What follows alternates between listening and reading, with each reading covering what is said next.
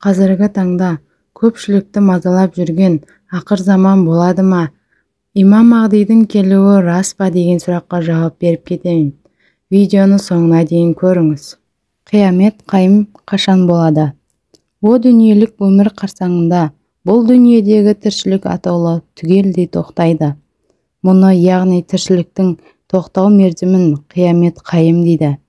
Қиямет қайымның болатындығын жер бетіндегі күллі діндер қабыл етеді. Өйткені әлемдердің Раббысы Алла ерте ме кеш пе қиямет қайымды болдырады. Құран аяттары да бұл мәселені ап-айқын растай түседі. Әй адам баласы, Раббыларыңнан қорқыңдар. Расында қияметтің сілкінісі үлкен нәрсе. Ол күні әр емізушінің емізгенін ұмытқан және әрбір буаз жәндіктің іш тастағанын көресің. Адамдарды мас түрде көресің. Негізінде олар мас емес, бірақ Алланың азабы қатты деген.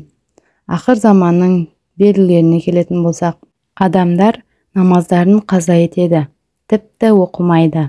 Нәпсіге бой алдырып, ойына келгенін жасайды.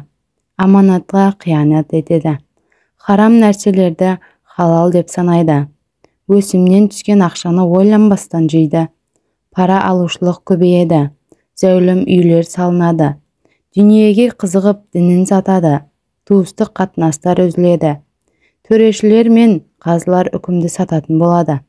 Жастардың үкімет басына келуі. Жабайы аңдардың терілерінен киімдер тігіліп киіледі. Ерлі зайыптылардың ажырасуы көбейеді. Зина жасау етек алады. Сенімді адал кісілердің опасыз адамдай көрінеді. Опасыз, өтірікші саудагерлер болады.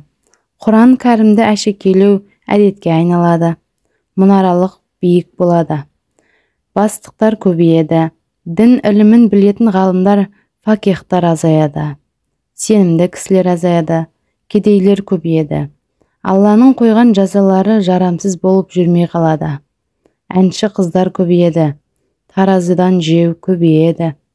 Әйел өзінің бастығынан босанатын болады. Әйелдер өздерін еркектерге, еркектер де өздерін әйелдерге ұқсататын болады. Тек таныс кісілерге ғана сәлем беріледі. Ілім қылушылық ету үшін, дүние табу үшін оқылатын дұға болады. Ол кезде адамдар арасындағы кәпірлер мен залымдардың мәртебесі биік болып құрмет етіледі.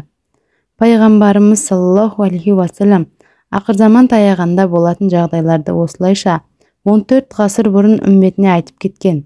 Осы айтылған мәселелерге қарап отырсаңыз, ақыр заманның көптеген белгілері бүгінгі техногендік ғасырымыздың дертіне айналып отыр. Қазіргі кезде екі елдің арасында болып жатқан соғысқа байланысты имам Махдиді шақырып жатқандар өте көптеп кездеседі және оған дұға етіп, барлығы атсалысып жатыр. Ақыр заманда келетін Махди, пайғамбарымыздың саллаллаху алейхи уассалам ақыр заманға байланысты айтқан хадистері ішінде Ахли бейттен, яғни пайғамбар ұрпағынан Махди есімді бір кісінің келетіндігі айтылады. Махди тура жолға бастаушы деген ұғымды білдіреді. Абдулла ибн Масғудтан риуаят бойынша Алла елшісі саллаллаху алейхи уассалам былай деген: әлемнің бір күндік өмірі қалса да, Алла ол күнді ұзатып, менің бір адамымды сол күні жібереді. Яғни Ахли бейтімнен біреуді жібереді. Бұл кісінің аты менің атыма ұқсас, яғни Мұхаммед.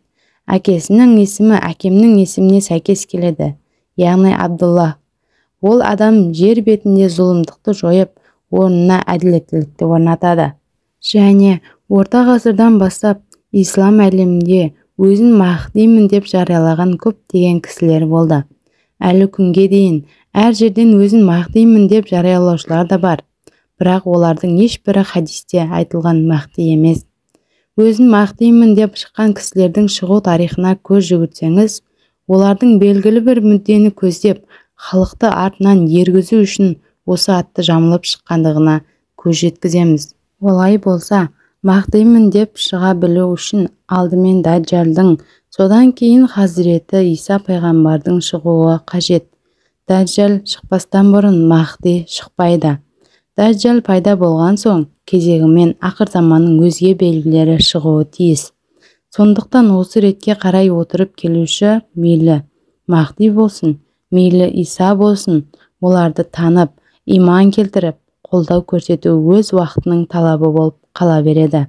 Қазіргі таңдағы екі елдің, Палестина мен Израильдің соғысынан кейін көп дұға жасалып жатыр. Имам Махдидің келуі үшін. Ол дұрыс емес сенім. Алла білуші. Сондықтан ел арасында дұрыс емес пікір таратуды дұрыс емес деп санаймыз. Аллах тағала құлдарына мейірімді. Сондықтан құлының ақыретке дайындықпен келуін мұсылманның үлкен қаруы дұға. Сондықтан әрқашан өзіміз үшін, жақындарымыз үшін және бүкіл мұсылмандар үшін әділдік сұрап дұғада болайық. Аллах тағалам дұғаларды қабыл етуші.